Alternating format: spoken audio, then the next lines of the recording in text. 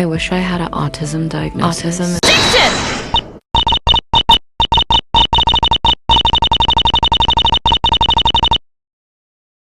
is so cute and adds SM to a personality.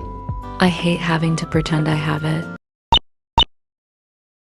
Autism is so silly, and it is literally like me. So I probably do have it. Hold it!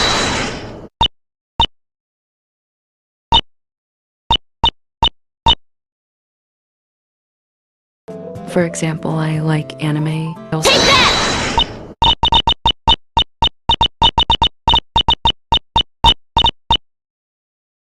So don't like surprises. And I hate staring at my mom's ugly face. So I don't make eye contact. Also, I really like characters, so I have hyperfixations. Hold it!